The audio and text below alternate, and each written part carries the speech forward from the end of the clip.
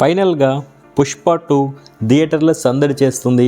పుష్ప 2 అయితే ఇప్పటికే అన్ని థియేటర్లో రిలీజ్ అయింది. ఇక్కడ సినిమా బ్లాక్ బాస్టర్ హిట్ అయిందా, సూపర్ హిట్ అయిందా, యావరేజ్ అయిందా అనే విషయం గురించి మనం ఇప్పుడు మాట్లాడడం లేదు.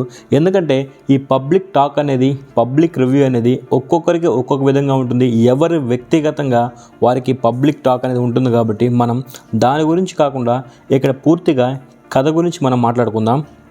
ఒకడు పుష్ప అంటే ఫ్లవర్ అనుకున్నాడు, వాడికి ఫైర్ అని చూపించొచ్చిన ఎవడైనా రాని, ఏదైనా కానీ తగ్గేదేలే, అసలు ఆట ఇప్పుడే మొదలైంది అంటూ పెళ్లి పెట్టెలపై శ్రీవల్లి మెడలో తాళి కడుతూ ఫస్ట్ పార్ట్కి ఎండ్ కార్డు వేసిన పుష్పరాజ్ సెకండ్ పార్ట్లో వైల్డ్ ఫైర్ చూపించాడు.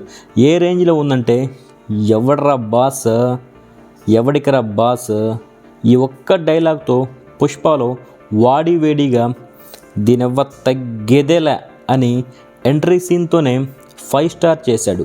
ఇక్కడ చూడబోతున్నది మామూలు ఫైర్ కాదు, వైల్డ్ ఫైర్ అని చెప్పకనే చెప్పాడు పుష్ప. ఏ సినిమా అయినా కథే హీరో. ఎంత పెద్ద తారాగణం ఉన్నా కూడా సరైన కథ లేకపోతే ఎంతమంది దర్శకధీరులు వచ్చినా కూడా చేతులెత్తేయాల్సి వస్తుంది. కానీ పుష్ప 2 మాత్రం కథానాయకుడు రూలింగ్ని కథగా మలిచారు సుకుమార్. పెళ్ళాం మాట వింటే మొగుడు, ఇక్కడ సింపుల్గా చెప్పాలంటే పెళ్ళాం మాట మొగుడు వింటే ఎట్టా ఉంటుందో ప్రపంచకానికి చూపిస్తా అనే పుష్ప ట్రైలర్లో చెప్పింది కేవలం డైలాగ్ మాత్రమే కాదు, అదే అసలు కథ. పుష్ప ది రూల్ కథకి మూలం కూడా ఇదే. అల్లు అర్జున్ తన భార్య శ్రీవల్లికి ఇచ్చిన మాట కోసం ఎంత దూరం వెళ్ళాడు. పుష్ప ది రూల్ అంటూ రాష్ట్ర సీఎంలనే మార్చేసే అంతటి రూలింగ్ చేసి రాజకీయ నాయకులను ఏ విధంగా శాసించాడు. పోలీస్ అధికారి బన్వర్ సింగ్ షెకావత్తో ఢీకొట్టి తన నేర సామ్రాజ్యాన్ని ఏ విధంగా విస్తరించాడు. తన ఇంటి పేరు దక్కించుకోవడం కోసం పడిన తపన ఏంటనేది పుష్ప ది రూల్ కథ మనకైతే పూర్తిగా వివరిస్తుంది. సాధారణంగా బ్లాక్ బాస్టర్ హిట్ చిత్రానికి సీక్వెల్ అంటే పుష్ప పార్ట్ని మించే ఉండాలని హై ఎక్స్పెక్టేషన్స్ పెట్టుకుంటారు. కానీ ఇక్కడ పుష్ప 2 విషయంలో హై ఎక్స్పెక్టేషన్ ఉండడం కాదు, వాటికి నూరింతల రెట్టింపు అంచనాలను పెంచేశారు. ఈ ప్రమోషన్లో మనకి ఇదే విధాన్ని నూరింతల రెట్టింపు అంచనాలను పెంచి పుష్ప 2 అనేది హై రేంజ్లో ఉంటుందని చెప్పేసి చెప్పకనే చెప్పారు. వాటికి ఏమాత్రం తగ్గినా కూడా ఫలితం ఏంటనే రెండో ఆలోచన లేకుండా వైల్డ్గానే పుష్ప పార్ట్కి పదును పెట్టిన సుకుమార్ మరింత పదునెక్కించారు.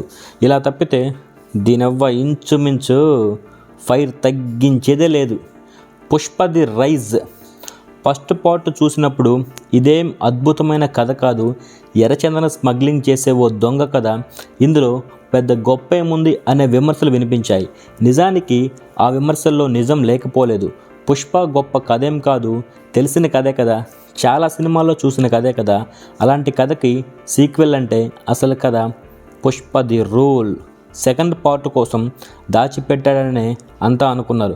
కానీ సెకండ్ పార్ట్ చూసిన తర్వాత ఫస్ట్ పార్ట్లోనే కాస్త కూస్త కథ ఉంది, ది రూల్ అనే కథ లేదనే కంప్లైంట్ అయితే మస్తుగా వస్తుంది. అంటే ఇక్కడ సెకండ్ పార్ట్ అనేది ది రూల్గా చెప్పడం జరిగింది. ది రూల్ అనే దాంట్లో కథే లేకుండా ఉంది అనైతే చాలామంది అనుకుంటున్నారు. కానీ కథ లేకుండా కేవలం పుష్పగాడి రూలింగ్తోనే పూనకాలు రప్పించాడు సుకుమార్. లెక్కల మాస్టర్ లెక్క ఎక్కడ తప్పకుండా ర్యాంపేజ్ షో చూపించారనమాట. పుష్పరాజ్ పాత్రని ఫస్ట్ పార్ట్లో కంటే సెకండ్ పార్ట్లో ఇంకా పవర్ఫుల్గా చూపించాడు.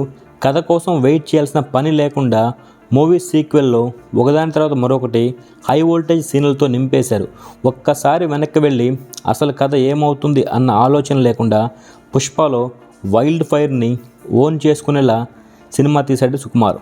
కేవలం యాక్షన్ అండ్ మాస్ ఎలిమెంట్స్తో పాటు ఇవే కాకుండా ఫ్యామిలీ ఎమోషన్స్ క్యారీ చేస్తూ ఎంత పెద్ద మగోడైనా సరే పెళ్ళాం మాట వినాలని ఎలా చెప్తే జనానికి ఎక్కుతుందో అలా చూపించాడు. ఎర్రచందనం నేపథ్యంలో ఓ పెద్ద ప్రపంచాన్నే సృష్టించాడు సుకుమార్. అయితే ఇక్కడ పోలీసులు కళ్ళు గప్పి ఎర్రచందనాన్ని విదేశాలకు తరలించే సీన్లు, కొత్త రకం స్మగ్లింగ్ని ఎట్టకేలకు ఎత్తులపై పై ఎత్తులు, ఇవన్నీ లెక్కల మాస్టర్ బుర్రకైతే ఎంత గట్టిగానే పదును పెట్టారనే దానికి అద్దం పట్టే సీన్లు అయితే ఈ సినిమాలో చాలా ఉన్నాయి. ఫస్ట్ హాఫ్ని చాలా వరకు సుకుమార్ దర్శకత్వ ప్రతిభతో నడిపిస్తే సెకండ్ హాఫ్లో మాత్రం పుష్పరాజ్ తన నటన విశ్వరూపాన్ని అయితే చూపించాడు. ఈ సినిమా కాస్త అటు ఇటు అయితే పరిస్థితి ఏంటో అని అల్లు అర్జున్కి బాగా తెలుసు. ఒక నటుడు ప్రాణాలు పెట్టి నటించడమే చూసాం, కానీ ఇక్కడ అల్లు అర్జున్ మాత్రం ఈ సినిమాతో ప్రాణాలకు తెగించి నటించాడని అనిపిస్తుంది. తెగించినోడికి తెడ్డేలింగం అన్నట్లుగా నట విశ్వరూపం చూపించాడు పుష్ప 2. ఇక్కడ ముందు వరకు అల్లు అర్జున్ నటన ఓ లెక్క, పుష్ప 2 తర్వాత మరో లెక్క అన్నట్లుగా నిజంగానే వైల్డ్ ఫైర్ చూపించాడు. యాక్షన్, రొమాన్స్, కామెడీ, సెంటిమెంట్ అన్ని కోణాల్లోనూ పుష్పరాజ్ పర్ఫెక్ట్ నటునిగా మనకైతే చూపించడం జరిగింది. ఆ జాతర ఎపిసోడ్లో అయితే అల్లు అర్జున్ నటన చూస్తే భయం కలుగుతుంది. నిజంగానే అమ్మవారు పూనిందా అన్నట్టుగానే భయపెట్టేశాడు. గంగమ్మ జాతరలో నిప్పుల గండం తొక్కే సీన్ అయితే గూస్ బంప్స్ అంతే. ఇంకా అలాంటి సీన్లు 5 నిమిషాలు కూడా అన్నట్టుగా పుష్పరాజ్ సాలిడ్ సీన్స్ అయితే ప్రజెంట్ చేశాడనమాట. ఇక్కడ ప్రీ క్లైమాక్స్లో వచ్చే రప్ప యాక్షన్ బ్లాక్ అయితే తెలుగు సినిమా హిస్టరీలోనే ది బెస్ట్ అని చెప్పాలి. విలన్లను ఓచకోత కోసేయడమే అన్నట్లుగా కాకుండా ఫ్రీ క్లైమాక్స్ అనేది ఫైట్కి, ఎమోషన్స్కి కనెక్ట్ చేసిన తీరైతే చాలా అద్భుతంగా ఉందని చెప్పాలి. కాళ్ళు చేతులు కట్టేసినా కూడా ఈ ఫైట్ అల్లు అర్జున్ని ఉగ్ర నరసింహుడుగా ప్రవేశపెట్టినట్టుగా చూపించడం జరిగింది. ఇక్కడ పుష్ప పార్ట్ 1 అల్లు అర్జున్ ఇక్కడ మ్యానరిజం గురించి అంతా మాట్లాడుకుంటారు, కానీ ఇందులో అతను మ్యానరిజం అనేది నెక్స్ట్ లెవెల్లో ఉంది. నోట్లో పాన్ వేసుకొని భుజం పైకెత్తి రాష్ట్ర సీఎంలను సైతం గడగడలాడించి పవర్ ప్యాక్డ్ ఎలివేషన్లో అయితే సీన్లు బీభత్సంగా హైప్ అయితే వచ్చేసింది అనమాట. ఇక్కడ పుష్పగాడు తగ్గాలని చాలామంది ఎదురు చూస్తూ ఉంటారు. దీనవ్వ తగ్గేదేలే లాంటి డైలాగులతో అలాగే చాలామంది అయితే చురకలు వేశాడు అల్లు అర్జున్. ఇక్కడ చాలా చోట్ల పుష్పరాజ్ డైలాగులు మనకైతే సినిమాలో అర్థం కావన్నమాట. అంటే ఇక్కడ డబ్బింగ్ అలా చెప్పాడా, లేదంటే ఆ డైలాగ్ మాడ్యులేషన్ అనేది అలాగే ఉంటుందా, లేదంటే పుష్పరాజ్ మేనరిజమే అది కాబట్టి డైలాగులు కూడా అలాగే చెప్పించారేమో, కానీ మనకైతే కొన్ని చోట్ల డైలాగులు అయితే అర్థం కావు.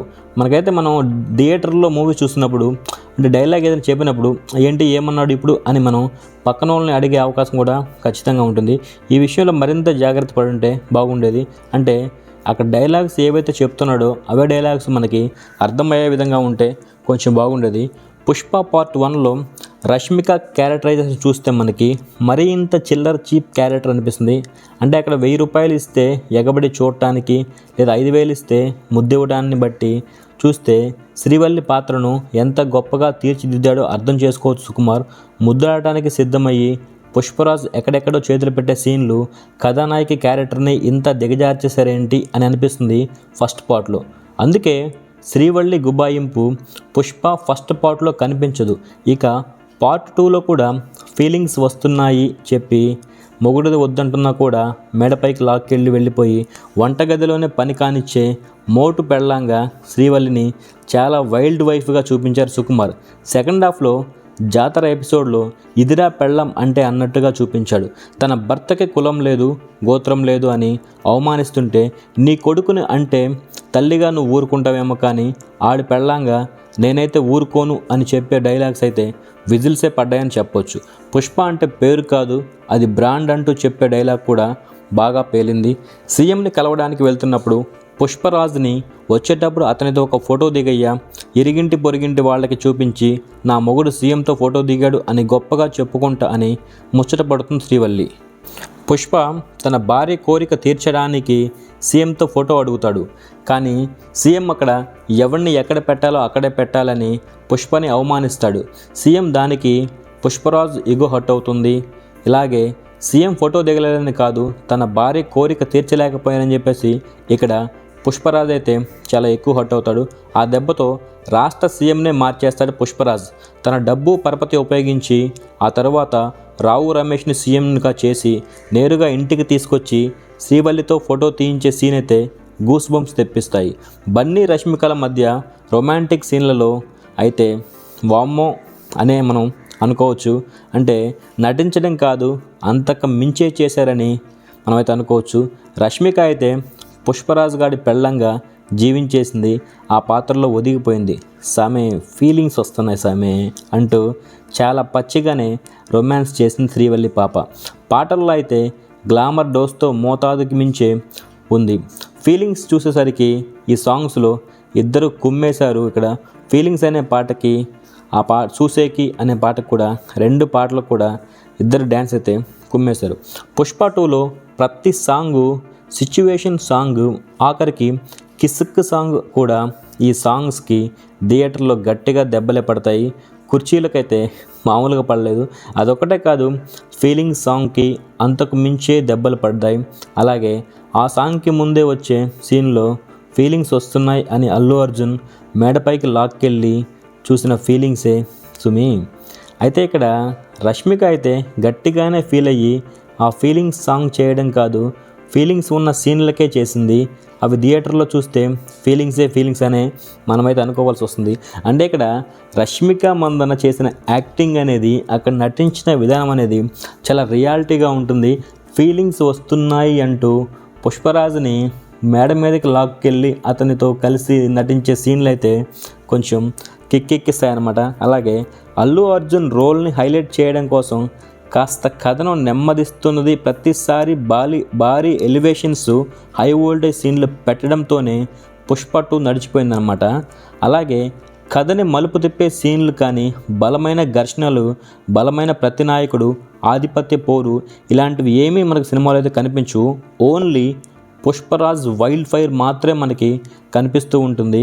ఇక్కడ బన్వర్ సింగ్ షెకావత్ మనకి ఫస్ట్ పార్ట్లో సరైన ప్రాధాన్యత దక్కలేదనే మనకు అనిపిస్తుంది అనమాట. అంటే అతనికి ఏదైతే ఫస్ట్ పార్ట్లో మనకి క్యారెక్టరైజేషన్ ఇచ్చారో అదైతే మనకి సరిగా అనిపించలేదన్నమాట. నిజానికి అతని నటనకు తగ్గ స్కోపు నిజంగా లేదు ఫస్ట్ పార్ట్లో అయితే మనకి. ఇక్కడ పార్ట్ 2లో బన్వర్ సింగ్ షెకావత్గా ఫుల్ లెంత్ రోల్ ఉన్నా కూడా అతన్ని సీరియస్గా చూపించాలనుకున్నారా, లేదంటే విలక్షణ నటుడు అని చూపించాలనుకున్నారేమో. కానీ పార్ట్ 2లో కూడా ఇక్కడ ఫహద్ ఫాజిల్కి కన్ఫ్యూజన్ క్యారెక్టర్ లాగే మనకైతే ఉంటుంది.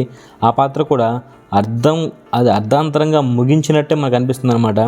వీళ్ళిద్దరూ ఎదురుపడే సీన్లో పుష్పరాజ్ క్షమాపణ చెప్పే సీన్ అయితే, ఆ తర్వాత మూత్ర విసర్జన చేసి మరీ అవమానించే సీను, ఎర్రచందనాన్ని సముద్ర మార్గంలో బార్డర్ దాటించే సీను, డి అంటే డి అన్నట్టుగానే మనకు ఉంటాయన్నమాట. కానీ పుష్పరాజ్ని ఎలివేట్ చేయడానికి ఇతర పాత్రల్ని పెద్దగా హైలైట్ చేయలేదేమో అనిపిస్తుంది. మంగళం సీన్గా మనకి సునీల్ ఉన్నారు, మరియు దాక్షాయణిగా అనసూయ ఉన్నారు. ఫస్ట్ పార్ట్లో ఉన్నారు కాబట్టి సెకండ్ పార్ట్లోనూ ఉన్నారంతే అన్నట్టుగానే వాళ్ళనైతే పెట్టడం జరిగింది. వాళ్ళకి పెద్ద ప్రాధాన్యత ఏమీ లేదు. అయితే అజయ్కి మాత్రం అల్లు అర్జున్కి అన్నగా మంచి స్కోప్ సీన్లు పడ్డాయన్నమాట. ఇక్కడ ఇంటి పేరును తన పేరుకు ముందు రావడానికి పుష్పరాజుతో పడిన ఘర్షణ అజయ్ పాత్ర కీలకంగా అయింది. ఇక్కడ రావు రమేష్ని సీఎంగా చేశారు. జగపతి బాబు అయితే సెంట్రల్లో చక్రం తిప్పే సెంట్రల్ మినిస్టర్గా పెద్ద పాత్రలో చేశారు. అయితే జగపతి బాబుకు రోల్ పెద్దగా ఎలివేట్ కాలేదు. ఇక్కడ మ్యూజిక్, బ్యాక్గ్రౌండ్ స్కోర్ విషయానికి వస్తే దేవిశ్రీ ప్రసాద్ పాటలు స్లోగా ఎక్కేస్తుంటాయి. కిసిక్ సాంగు మరియు ఫీలింగ్స్ సాంగు, సూసేకి అదే సాంగు మరియు పుష్ప సాంగు, ఇలా ప్రతి పాటని థియేటర్లో ఎంజాయ్ చేస్తూ వినడానికే కాదు చూడటానికి కూడా చాలా బాగున్నాయి. బ్యాక్గ్రౌండ్ స్కోర్ అయితే ఆ జాతర ఎపిసోడ్కి ఏం తాగి కొట్టాడో ఏమో కానీ పూనకాలు పుష్పరాజ్కి రావడం కాదు, థియేటర్స్లో మనకి కూడా పూనకాలు అయితే వచ్చేసాయి. ప్రీ క్లైమాక్స్ ఫైట్కి ఇచ్చిన ఆర్ఆర్ అయితే అసలు జాతర ఎపిసోడ్ని మించే ఉంటుందన్నమాట. ఇక్కడ పుష్ప పాత్రని ఎలివేట్ చేయడానికి పెట్టిన కొన్ని సీన్లు అయితే ఊహాతీతం అనిపిస్తాయి, మరికొన్ని సీన్లు మాత్రం వాస్తవానికి చాలా దూరంగా అనిపిస్తాయి. ఇక్కడ ఎర్రచందన స్మగ్లరు నేరుగా సీఎం దగ్గరికి వెళ్ళిపోవడం, రాత్రికి రాత్రే సీఎంలను మార్చేయడం, తన భార్య అడిగిందని సీఎం ఇంటికే వచ్చి ఫోటో ఇవ్వడం, ఇవన్నీ వాస్తవానికి కొంచెం దూరాలే అయినప్పటికీ ఎంత పుష్ప అయితే మాత్రం తనెంత రూల్ చేస్తే మాత్రం రూలింగ్లో ఉన్న సీఎంలనే జోకర్లుగా చేయడం అనేది కొంచెం మనకి ఇది ఫేక్ లాగా అనిపిస్తుంది అనమాట. ఈ సినిమాకి ప్రధానమైన మైనస్ ఏంటంటే క్లైమాక్స్లో ఇక్కడ మనకి చాలా పెద్ద మైనస్గా కనిపిస్తుంది. 3 గంటల 20 నిమిషాల పాటు మనం సినిమాని చూస్తూనే ఉంటాం. లాస్ట్ 10 నిమిషాల్లో మాత్రం అసలుకి సినిమా ఏమైందా, సినిమా అప్పుడే అయిపోయిందా అనే మనకు అనిపిస్తూ ఉంటుంది. ఇక్కడ మనం చూసుకున్నట్లయితే అప్పటి వరకు కథ అనేది చాలా సాఫీగా, చాలా హై వోల్టేజ్తో సాగిపోతూ ఉంటుంది. ఒక్కసారిగా ఈ కథకి ఒక పెద్ద స్పీడ్ బ్రేకర్ వచ్చి అడ్డుపడింది అనిపిస్తుంది అనమాట. పుష్ప ది ర్యాంపేజ్ పార్ట్ 3లో చూసుకోండి అని అలా ప్రేక్షకులను అయితే అసంతృప్తిగా వదిలేయడం అనేది మనకి విస్తరవేసి అన్నీ వడ్డించి సగం తిన్నాక ఇక చాలే మిగిలింది పార్ట్ 3లో తిందువులే అన్నట్లుగా మనకైతే బలవంతంగా కుర్చీలో నుంచి లేపేసినట్టుగా అనిపిస్తుంది. ఈ క్లైమాక్స్ కోసం 3 గంటల 20 నిమిషాలు వేచి చూసింది ఇందుకోసమేనా అని అయితే మనకి అనిపిస్తూ ఉంటుంది.